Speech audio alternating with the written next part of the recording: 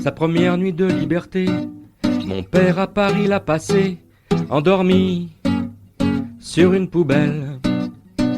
À Belleville dans la rue Louis Bonnet, peut-être bien qu'il pensait encore à son Statel. Ses seuls parents, sa seule famille, un cartable au cuir meurtri, des photos couleur sépia, quelques pièces d'or remises en confiance par un vague ami d'enfance, resté dans un camp quelque part. Tate, oi tatele, il me manque ton accent. Tate, oi tatele, que ton sommeil soit moins pesant. Armé d'une petite aiguille, de quelques mètres de fil, tailleur de son métier, il reprit son travail, et la vie vaille que vaille, à force de volonté. Présentés à Madeleine, ils ont parlé de leur peine, de leur joie dans un atelier. Leur seul langage, un bel espoir, entre un bonjour, un au revoir, ils ont fondé leur foyer. Tate, hoi tatele, il me manque ton accent. Les chroniques du Shtetl sur Seine, Tate, pour Yiddish pour tous, hoi tatele, par Jean-Claude que Lonca. ton sommeil soit moins pesant. Chronique du 6 novembre 2017. Schlusselgeld. Bonjour à toutes et à tous, y compris celles et ceux qui pensent que de se poser du concombre sur la peau apporte du bien-être. Manger du concombre, bon, moi je déteste ça, je comprends. Mais s'en poser sur la tronche? Et pourtant, depuis l'antique Ité, la première cosméticienne de la Bible, ça c'est de mon papa, mais j'ai mis un certain temps à piger la vanne autrefois, on se badigeonne la peau. Les rides, les cernes, les boutons, les pustules, les bubons, non, pas les pustules ni les boubons, et non plus les furoncles. Tout disparaît avec un badigeon de ce cucurbitacé. On me souffle dans le creux de l'oreille que c'est aussi le meilleur remède contre les yeux bouffis. Si les bouffis ne veulent pas passer pour des cornichons, hop, un masque au concombre. Je suis abonné depuis des années à un magazine télé qui n'a pas besoin de moi pour avoir de la pub, c'est Télérama. Pas besoin de faire une critique de ce journal qui possède ses détracteurs comme ses aficionados, mais bien que ce journal ne brille pas pour faire de l'humour et que ce n'est pas sa tasse de thé, personnellement, je rigole quand je lis ses avis ou ses critiques, vu que je ne suis souvent pas d'accord, et je rajoute que, comme le dit Lino Ventura dans le film de Claude Lelouch « La bonne année », quand je vais au cinéma, c'est comme lorsque je drague une femme, je prends des risques. C'est-à-dire que je ne tiens absolument pas compte de ce que je lis. Si un sujet m'intéresse, je regarde la télé, je lis le livre ou je vais voir le film. Je reconnais ne pas lire d'emblée tout le magazine dans la semaine. Vu ce qu'il y a dedans, tels des entretiens, j'en fais la lecture quand ce qui passe à la téloche ne m'inspire pas, alors que le Télérama en avait dit du bien. Comme quoi? Dans le Télérama numéro 3650, à la page 45, un titre « Un grand pas pour l'humanité ». Là, je découvre dans ma lecture qu'avant 1945, les termes génocide et crime contre l'humanité, ça n'existait pas. Je ne dis pas que je tombe à la renverse, mais je suis resté baba. Un avocat, Philippe Sands, diplômé en droit international, a sorti un livre « Retour à Lemberg ». L'avocat franco-britannique tisse des liens entre son aïeul, deux juristes juifs, et le procès des responsables du Troisième Reich. Je n'avais jamais entendu parler de Raphaël Lemkin et de Hersch Lauterpacht. Je vous laisse le soin d'en apprendre plus sur ces deux hommes dont parle Sands. Que l'on cherche à faire disparaître un peuple, une ethnie, une civilisation, ne date pas d'aujourd'hui. Le sujet du génocide n'était pas vraiment abordé quand j'étais collégien. Et même si des instituts ou profs avaient parlé de camps de concentration, on évoquait vite les juifs, les tziganes ou les hommes qui refusaient d'adhérer à des idées politiques racistes, mais on ne parlait pas des tueries sur les homos. C'est en faisant des recherches sur la guerre russo-japonaise de 1904-1905 que j'ai appris l'existence d'un premier génocide effectué par les Allemands en Afrique. Adrian Dietrich Lothar von Trotha était le commandant des forces coloniales en Afrique orientale allemande, puis dans le sud-ouest africain. En Namibie, il avait organisé le massacre des Herero et des Nama. Il avait fait ses premiers efforts de massacre en Chine lors de la révolte des Boxers. À moins que j'aie loupé quelque chose, lorsque l'on parle de génocide dans les médias, et plus particulièrement à la télé, on ne fait pas part de ce qui avait été opéré en Namibie. Dans un tout autre domaine, j'ai déjà raconté les liens que j'ai aux States avec John B., dont le papa était un ami d'enfance du mien. John, comme moi, n'a pas toujours entendu son père, ni moi le mien, raconter les pires moments. Nos pères préféraient raconter les meilleurs événements de leur vie. Bon, parfois il lâchait un truc, mais il ne s'appesantissait pas. Mais John m'a raconté un épisode de la vie de ses parents qui étaient dans un camp de personnes déplacées en Allemagne. J'avais raconté que Léon, le père de John et le mien, s'étaient aperçus à travers la vitre dans des tramways roulants dans le centre de Vienne et qui se déplaçaient en sens contraire, l'un en face de l'autre. Après s'être regardés, ils avaient sauté du tram pour se jeter dans les bras l'un de l'autre, parce que chacun d'eux avait entendu dire que son ami était mort. Der jede Neige sein Norin, doch diese Jerserei, weil geistig heute ruhig, paremog der Jerserei,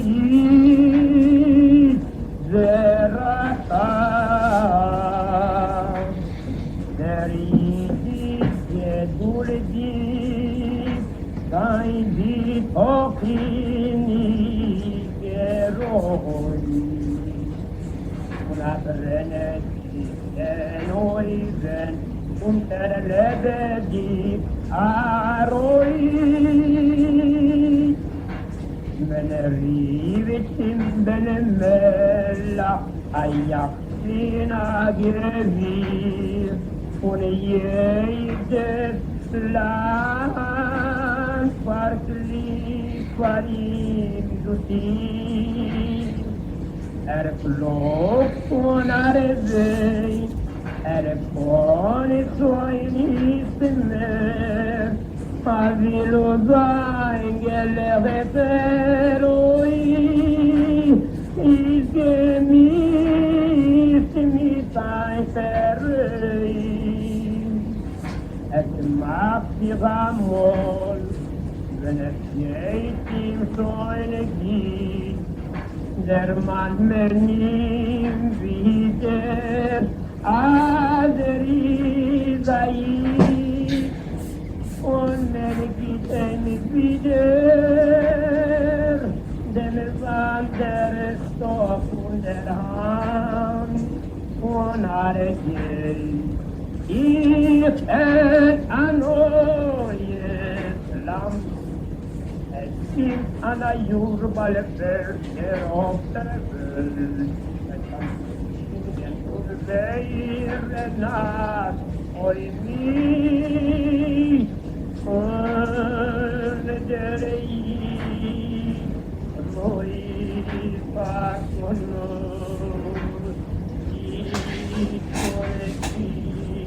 Heroi famoso, oleye kunena fazin, ananide minelli, minelli.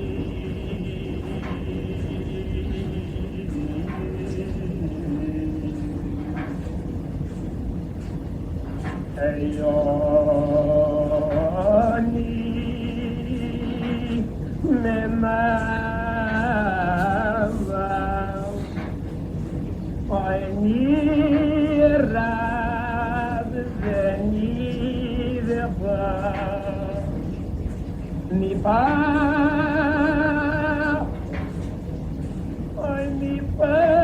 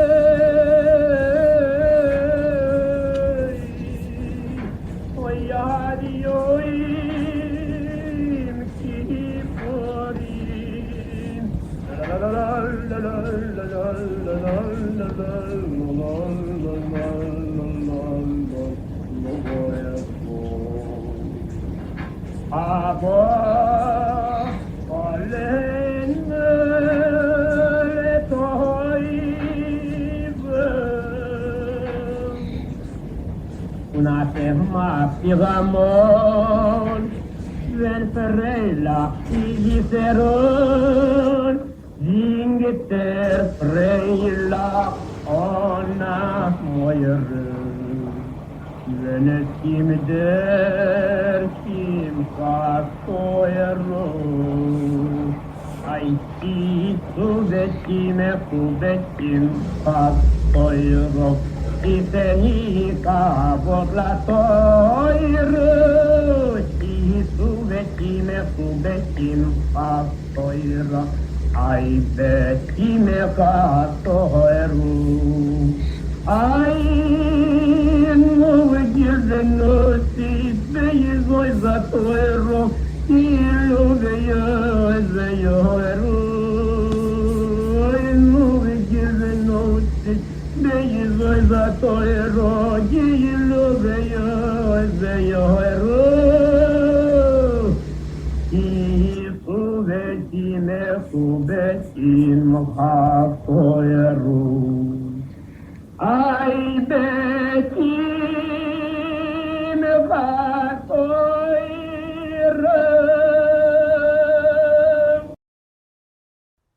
Vous venez d'entendre Das Gårdeslied, le chant de l'exil, un enregistrement exceptionnel réalisé le 13 septembre 1946 au château d'Henonville en Picardie. Le château avait été transformé en centre d'hébergement pour déportés ou réfugiés juifs de la Deuxième Guerre mondiale. Un de ces dizaines de DP camps qui parsemaient l'Europe de l'Ouest, dont on sait peu qu'il y en avait aussi quelques-uns en France. La chanson a été créée par Anshel Shore et Sholem Sekunda aux États-Unis en 1926 sous le titre Das Idische Lied et est devenue un classique du répertoire des cantors. Elle était ici interprétée par Jewel Pritzand. On comprend que les conditions de la captation ne permettaient pas d'offrir une qualité professionnelle. Donc John me raconte qu'en 1949, dans le camp de Dippies où vivaient ses parents, les autorités allemandes leur avaient proposé $500. Démunis, sans un fifrelin ni copec, ils avaient accepté cette manne. En échange, ils durent signer un document. Sur le papier, ils ne se rendirent pas compte qu'après avoir reçu cette somme, ils ne pourraient pas faire de demande de dédommagement par la suite. Les propriétaires d'appartements à New York apprirent que de nombreux immigrants juifs arrivant en Amérique en provenance d'Europe avaient touché $500. Cet argent est connu sous le nom de Schlüsselgeld, monnaie clé.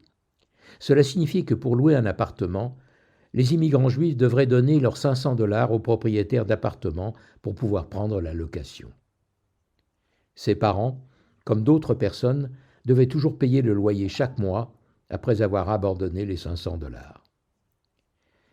D'autres juifs avaient été bien mieux informés avant de quitter l'Allemagne. On leur avait dit de ne pas prendre les $500 parce que les Allemands finiraient par payer pour réparer les dommages. Ceux qui n'ont pas accepté les $500 ont pu faire une demande et ont pu bénéficier de cet apport chaque mois jusqu'à la fin de leur vie. Mais un grand nombre de personnes, dont les parents de John, suite à ces $500 et le document signé, n'ont jamais pu faire de demande à l'Allemagne. Je n'avais jamais entendu parler de ça avant, et comme mon père était resté pratiquement muet sur son passage dans le camp de personnes déplacées d'Ulm, je ne connais que l'épisode de l'un de ses amis qui lui remet 5 roubles d'or cachés à l'intérieur de boutons métalliques cousus sur le manteau de sa fille, et qui, en les lui remettant, lui avait dit « Chaim, tu me rembourseras quand tu le pourras. Je te connais bien et je te fais entièrement confiance. » Hélas, j'ignore le nom de cet homme parti avec sa famille en Australie. La gamine, devenue une jeune femme, à la fin de ses études, avait alors fait un périple européen et était passée chez mes parents, avait dormi chez nous, mais je devais avoir 10-12 ans. J'ai juste en mémoire une jeune fille, vêtue tout de noir, avec des cheveux auburn très longs, et je ne sais pas pourquoi, quand je pense à elle, je crois voir Elsa Zilberstein. Oui, mais j'ai le droit de fantasmer. Agit et Wort zu alle. Papa me disait, mon fils, ces balles, ces feux d'artifice, et tous ces spectateurs, c'est pour louer ta venue et le chemin que j'ai parcouru. Papa, t'étais un beau conteur. Tate, oi, tatele, il me manque ton accent. Tate, oi, tatele, que ton sommeil soit moins pesant. Quand maman s'en est allée, après 20 ans à tes côtés, ce fut comme un coup de poignard. Tu n'osais pas me rapporter toutes tes frayeurs passées, tu faisais des cauchemars. Entre tes nuits et le brouillard, je venais te réveiller afin d'apaiser ta fièvre. Après une tasse de thé, tu venais pour m'embrasser, je voulais te donner mes rêves. Tate, oi, tatele, il me manque ton accent. Tate, oi, tatele, que ton sommeil soit moins pesant. Vous venez d'entendre une émission originale de Radio Yiddish pour tous.